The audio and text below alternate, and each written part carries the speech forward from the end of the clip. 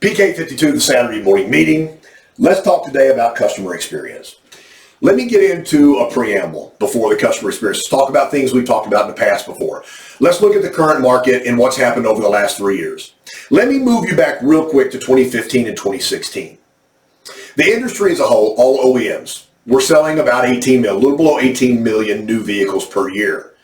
Once we came into COVID and the part shortage, so 2020, 2021, we went to a little less than 15 million. So that was a 3 million per year shift. So 3 million people in 2020 would have bought new cars if we could have supplied them.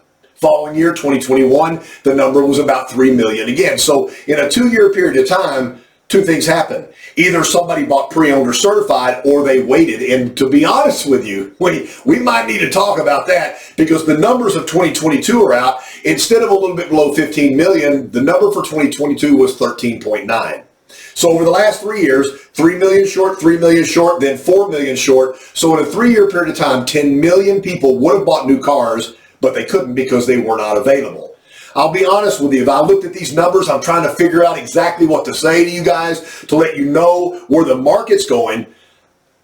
There's a lot of people that are waiting. They're staying in their cars. They've decided they didn't want to pay over MSRP or pay over extra clean book for a car. Their car was running fine, and they've kept their car. So we're starting to move a little bit. I live in Dallas-Fort Worth, and so I listen to the local advertisement from the dealers. And you've got dealers out there now saying that we sell below MSRP. That's their ad. So their ad is not that we have quality product, we have quality sales professionals, we'll give you a good deal and a great customer experience. They're saying, oh, we'll sell the car below MSRP. So now we're selling price again. So I know that's not happening in all over the country and everything, but as interest rates go up and payments get higher, it gets more competitive in the market. And just like everybody predicted that the bubble we were in, where people were just ordering cars and paying whatever they needed to pay, will end soon. And so now we have to get competitive. So I did some numbers in the past, and you can verify these numbers, but I think an average salesperson working a 30-day window each month should probably try to produce about 20 cars a month. So I use that 20 car a month. You can plug in your own numbers. If you're doing 15, if you're doing 35, plug in your own numbers. But 20 cars a month if you stay at the same dealership for 5 years. So you're trying to build a client base and build your future. So 20 over 5 years is 1,200 cars delivered. So 2 questions. I ask these 2 questions all the time. Number 1 is, should they be happy with the product? They bought the product. You showed the product. I would say all 1,200 should be happy. The biggest question on the table here is, should they be happy with you? And most of you should say all 1,200. I'm the best salesperson they ever met, and that's the reason they bought the car, so all 1,200 should be happy. How many should come back? And again, the number should be 1,200. That's not the case. I'll challenge people all the time. Just instead of taking somebody's word for it, challenge it. Walk up to a total stranger at a party, an event, baseball game, whatever. Be introduced by a friend, somebody you've never met before, and say, hey, my name's Casey, and I sell cars for a living. Most people will take a step back. I love the step back. They're going, oh, a car salesperson. I know what's coming next. Hey, can I ask you a question? Now they know it's coming. The first and last name of the last salesperson that sold you your car that you're driving right now. And it's crazy. It could be 0 out of 10. So the experience that we gave the customer wasn't really an experience. We sold them a car. You sold them a car, you sold them life insurance, you sold them health insurance, you showed them some kind of insurance for their house. You sold them a radio, you sold them a stereo, you sold them an ATV, you sold them a boat. You sold them a product. You did not make them a customer for life. You didn't create an unbelievable customer experience. I got another challenge for you. Just sit back over the next 30 minutes or so and try to remember the best sales experience that you've ever had in your life. I gotta be honest with you. I've had some things that were beyond my expectations, and I think you could call that customer experience.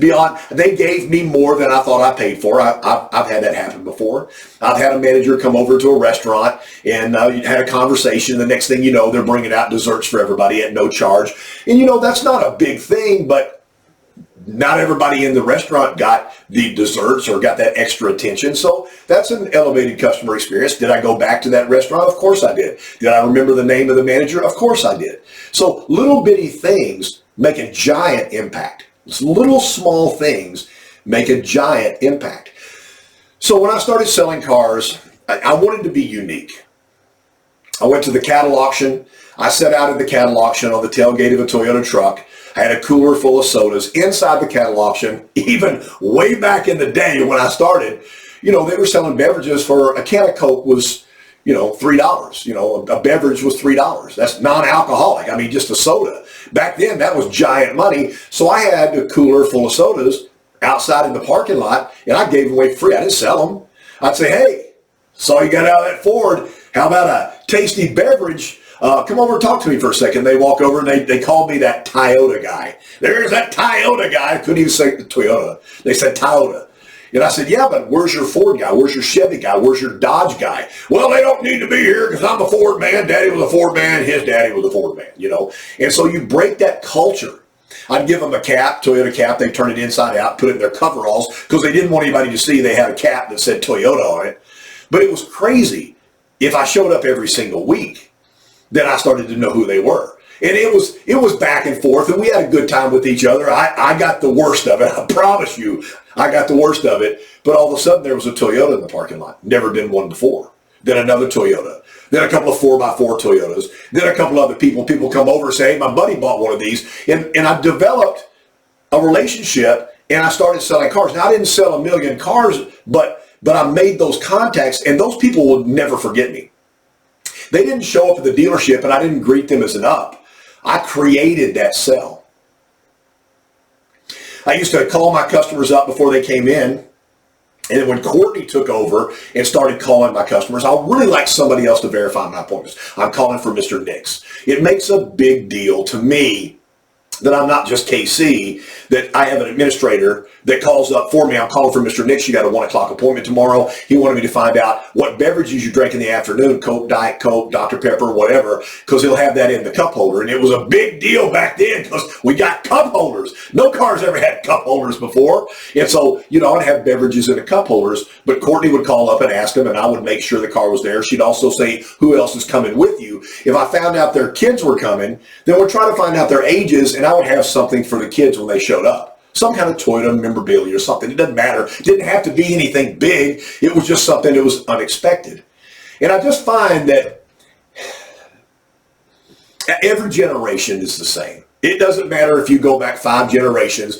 The adult generation has always blamed the younger generation for lack of work ethic, and they're going to screw America up. And it's the same every single time. It doesn't matter what generation you started in. If you're in that generation now, when you become the older generation, you're probably going to say that about the young people that are coming up. I don't know why that's a thing, but it is.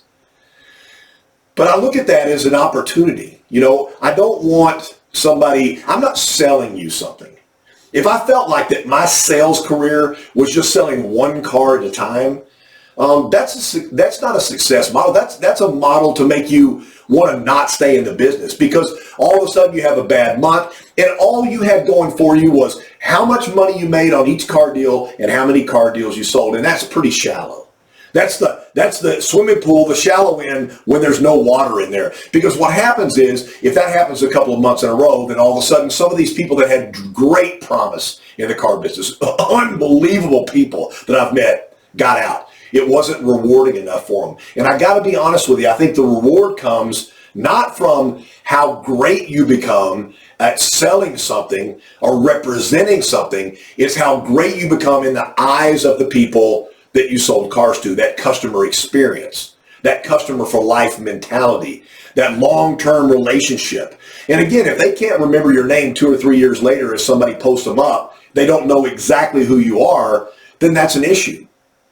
I think that some of the things that we miss out on in a dealership every time is when we deliver a car is try to isolate the customer to the service department. They need to understand that if you're a Toyota dealer and you have trained Toyota technicians in the back, all the way from line techs all the way through master diagnostic techs, then the care that you're going to get on your car and the diagnostics you're going to get on your car supersede any independent in town.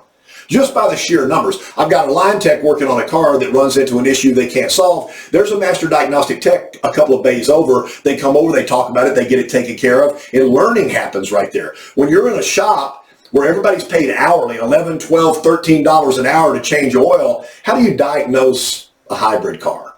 How do you diagnose one of these new all-electric cars? How do you diagnose a car with a twin turbo or a 10-speed automatic transmission? It makes sense to us as we're talking about this right now. You and I understand what we're saying, but why would we expect a customer to even rationalize that? Because they're saying, well, our labor rate is $125 to $150 an hour. Over at Jiffy Lube, it's $99 an hour, and I can get an oil change for $39.95. I'm saving money. Are they really? Is that really saving money, or are you not getting the proper diagnostic on the car? It's crazy to me, and I'll move off of this right now, but it's crazy to me how much money somebody will spend on a vehicle and how little they want to spend on maintenance. Most of you know that Courtney and I ride motorcycles. And I know I've seen people on busted and broke down motorcycles. And I'm just going, there's only 2 tires and only 2 wheels. You know, you might want this thing in great mechanical shape, but it's crazy. They'll ride this thing until the thing breaks down. And that just doesn't make any sense to me. And so I think there's an education aspect to the customer experience. I'm buying a car for my daughter. Let me give you another example of what I did. If I'm selling somebody's child a car, some of you heard my stories how I made that. I went after the kid. If I knew their kid was 14, 2 years later, I'm already calling the parents up and saying, let me help you with the purchase of your child's first car. I never forgot that kid was turning 16 years old, and I pursued that, and I did a lot of transactions that way, and it was fun. It was certainly rewarding for me, but it was fun. But then I would say, your daughter, your son is my responsibility. They will not always have you for an oil change or a tire rotation or understanding service of the car. So I'm going to set their first service appointment. Please send them to me. You're welcome to come. I would prefer you don't come. Send your child to me. I will introduce them to the people in service. I will show them what the people, I want them to be introduced to the technician, and I want them to understand who the service manager is, because I want them to be able to take care of their own product. If some of you are my age or a little younger than my age, we took care of our own cars. When you got your first car, you did your own tune-up. You did your own oil change. You treated that car like a child. You washed it every weekend. You're always playing. I mean, I used to try to set the timing of my truck all the time. And those days are gone now because cars are so complex that people just can't do that anymore. But they certainly can understand the experience of learning how to protect that investment they've made or their parents made for them. This car may have to last them, years through college and into their young adulthood. So let's make sure they understand that. Be a part of that. Offer something that nobody else has offered before.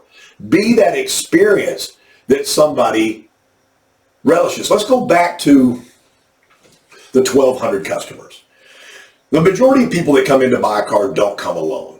You need backup when you're buying something for $30,000, $40,000, $50,000, $60,000, I guess. Maybe they bring a spouse, a significant other, a partner, a relative, or somebody's walking down the street. Get in the car, I'm going to go buy a car. Come with me, I need some backup. So usually you have 2 people sitting there, 2 adults. So once you're selling one adult a car, the other adult someday down the road is going to buy a car. Why would you not have a conversation waiting for the paperwork to be done? Say, well, when you get ready to buy a car, what are you thinking about? And are you going to stay with a truck, a car, SUV? And what are your thoughts? And you have a conversation about it. Well, Casey, I'm probably not going to buy a car until probably a couple of years. Okay, you should never have said that to me because I'm going to pursue you now.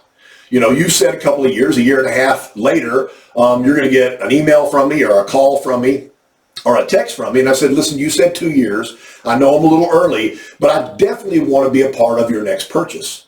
And so I'm not selling you a car. So you have to make a decision. Doesn't matter what you sell. I'm not selling you a product, because normally in a market today, with Amazon out there and the internet out there and with all the information out there, they've already settled on a product. So in my initial phase, I'm not trying to sell you the product. We'll have a product conversation when you come in. What I'm trying to sell you is the experience with me, which will be different from anybody else. If I'm selling you a Toyota Camry, I expect that every single 2023 Toyota Camry will be at the same quality level when it comes out of Georgetown, Kentucky. I just expect that. Toyota makes close to perfect cars.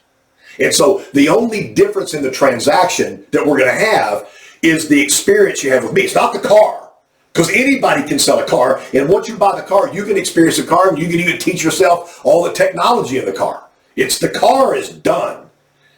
The experience is you. Think about how you're going to change your daily interaction with a customer for that long-term, memorable customer experience. PK52, the Saturday morning meeting.